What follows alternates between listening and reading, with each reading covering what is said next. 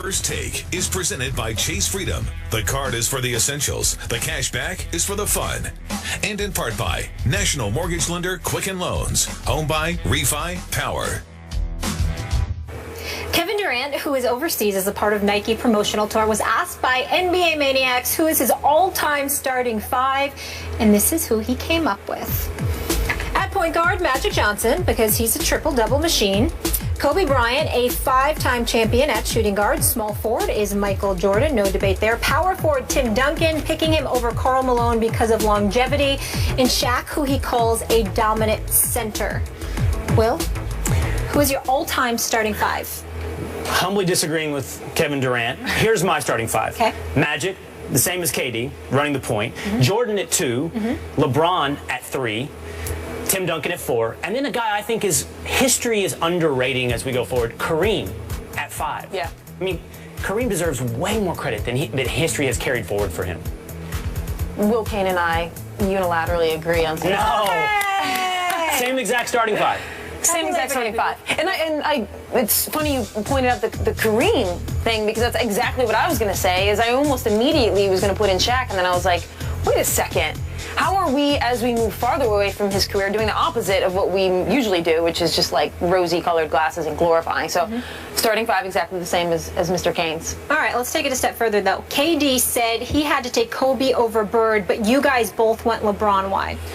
I just think LeBron is perhaps history's greatest all-around player, from defense to scoring to assists to rebounds.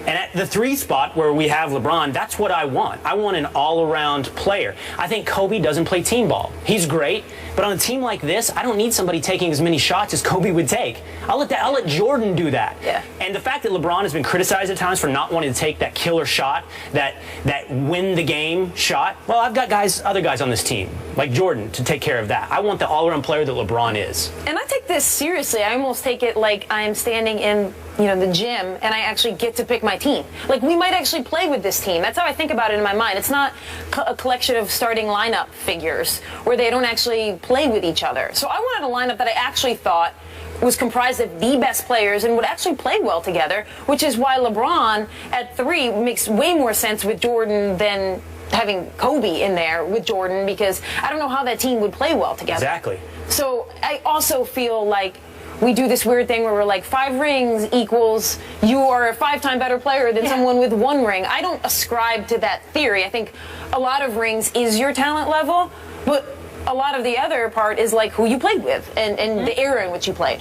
I got to move us on, though, because Serena isn't the only dominant female athlete, and we've been talking a lot about her lately, rightfully so. It's the WNBA season. I want starting 5 WNBA all-time team. I'm loving this. So I'm glad I came up with that. Yeah. Thank you. So I got Dawn Staley.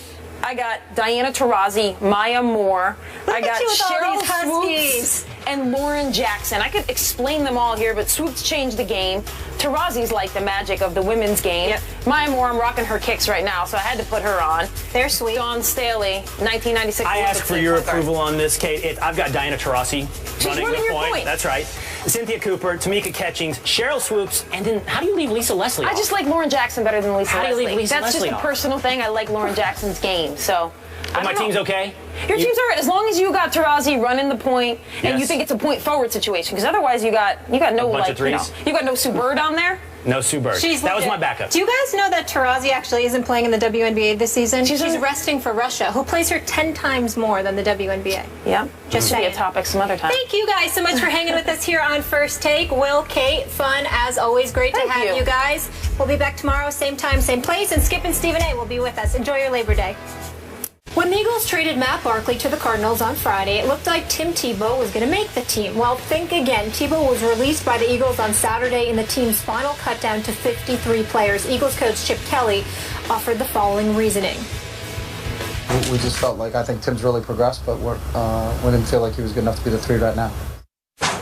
This move left the Eagles with 2 quarterbacks on their roster, Sam Bradford and Mark Sanchez, before they picked up Stephen Morris off waivers from the Jaguars. Tim Tebow thanked the Eagles on Twitter, saying this: "Thanks, Eagles, and Coach Kelly for giving the opportunity to play the game I love." Romans 8:28, #blessed. Kate, Why is Tebow having such a hard time making rosters? Well, the number one reason is because he's not a great NFL quarterback. He is not a top 50 NFL quarterback. Absolutely. That is the number one reason. But the number two reason, and this is why I think Tim Tebow is like an interesting case study, is that in professional sports, I think we have this idea that it's 100% a meritocracy. Every single roster position goes to the player who on the field or on the court performs in the way that's needed to be performed. And while that is mostly the case, I do think in professional sports, the back end of rosters are often more about risk management. I think when you look across NFL or NBA and you're looking at GMs or the people who are making these decisions, there's a lot of this going on. When Terrell Owens was at the top of his game but was also standing on lawns and making press conferences, we put up with that because the talent was up here. Now, once that balance shifts, and in the NFL, you're not making a roster anymore. I mean, you look at Michael Sam. There's a lot of this happening, and that scale didn't come out in the right favor for Michael Sam to make an NFL roster. Now you look at Tim Tebow. I think that's a lot of what's going on, not being able to get a number 3 spot. Because he comes with a lot more than a number 3 player should come with. I think when people look at the NBA, they think it's the 480 best players in the world. I think it's the 350 best players in the world, and then 150, 130 guys who GMs know are going to show up. Nobody's going to want to talk to them from the media. They're going to do their job. There's not a lot of risk. You could go over to Europe. They found one in Chris Copeland when he came and played for the Knicks, who actually can play in the NBA. But teams don't know that. There's some of that I think happens in the NFL and that I think happens with Tim Tebow in terms of this balancing act. So Tim Tebow is being punished by the media attention he brings onto a team? Look, Tim Tebow's not a good enough quarterback to overcome the spectacle that he has become. Let's start with that. But then I think you do need to take into account what he means when you bring him into a locker room. Tim Tebow also, on the other hand, gets credit for bringing intangibles to the locker room that a lot of other guys do not get credit for. And I don't doubt that Tebow does bring a lot of those intangibles. But to some extent, I would suspect it might balance out the negatives they're attributing to him as well. I would say Tim Tebow is not in the NFL because he's simply not good enough. You said he's not in the top 50 quarterbacks. So I would suggest he's not in the top 75, perhaps the top 96 quarterbacks in the NFL. I mean, each team is carrying 2 quarterbacks at least. That puts you at 64, and many carry 3. In fact, the Eagles decided he wasn't worthy of the 3. At first, it looked like, wow, Barkley, he could be the 3. And then they cut him. It's like, maybe they'll just go with 2. No. They picked up a 3rd quarterback. It just wasn't Tim Tebow. So he's not in that top 75 quarterbacks. And I would say, I said earlier about mentioned guys who hadn't been given a fair shake. Vince Young, David Carr.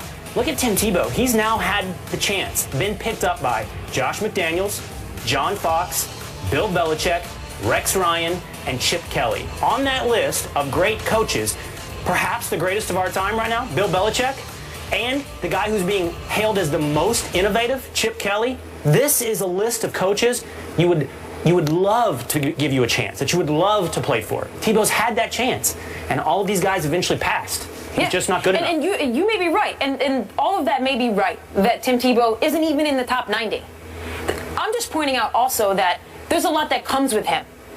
There's a lot that we don't talk about in pro sports about how guys number 15 on NBA roster, a lot of times they get the number 15 spot because they've been a number 15 before. They got drafted. They didn't go over to Europe. So I think that's a point to make about the lack of 100% meritocracy across sports. It very may well be that Tim Tebow is just completely not good enough to overcome all of that. And to play devil's advocate, we don't have time to get into it. Some might look at it as positive buzz.